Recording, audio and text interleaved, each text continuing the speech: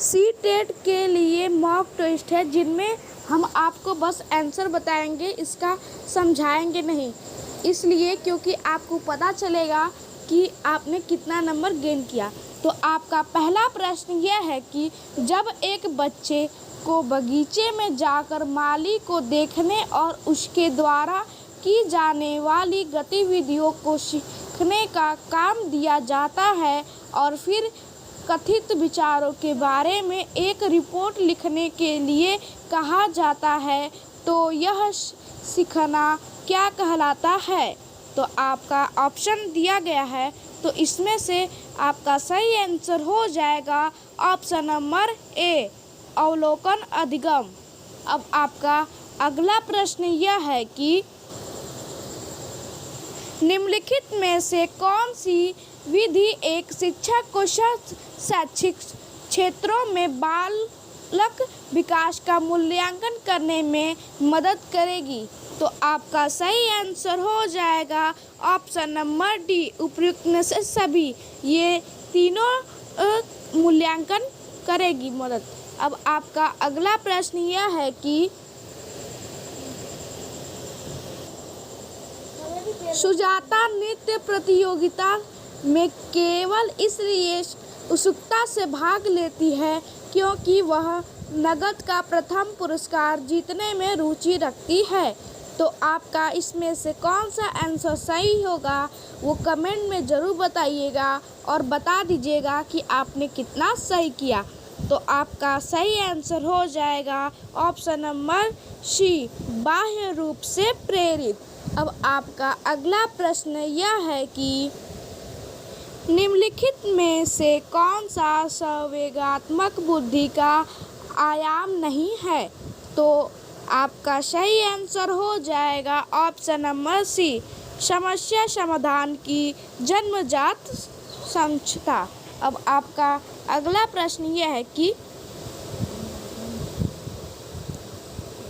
सुषमा 8 साल की बच्ची है जो भावनात्मक रूप से स्थिर थी और उसने स्कूल में अच्छा प्रदर्शन किया था।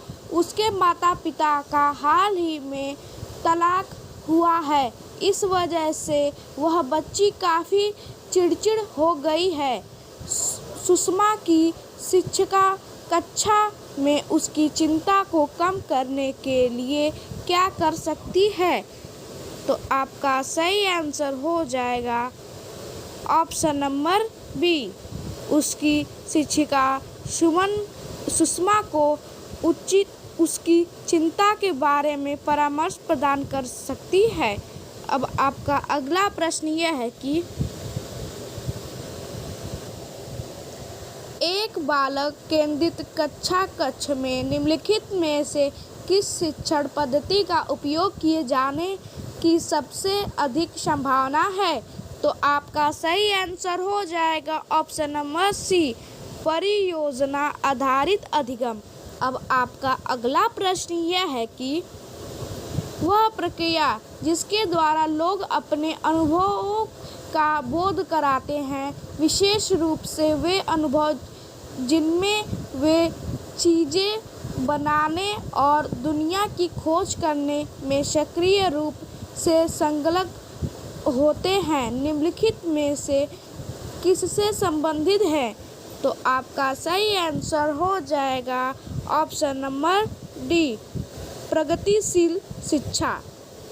अब आपका अगला प्रश्न यह है कि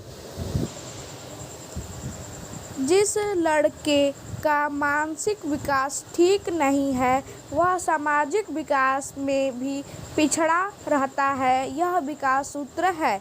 तो आपका सही आंसर हो जाएगा ऑप्शन नंबर बी, विकास पारस्परिक संबंध से चलते हैं। अब आपका अगला प्रश्न यह है कि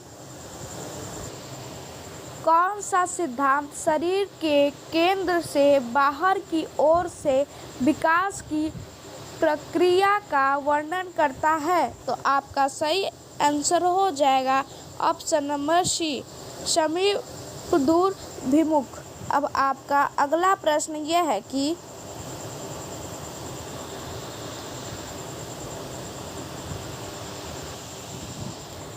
पाठ्यचर्या का अर्थ है।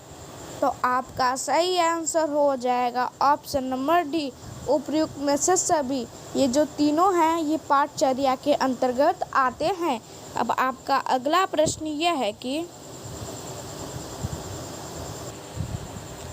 अधिगम को प्रभावित करने वाले मनोवैज्ञानिक कारक हैं।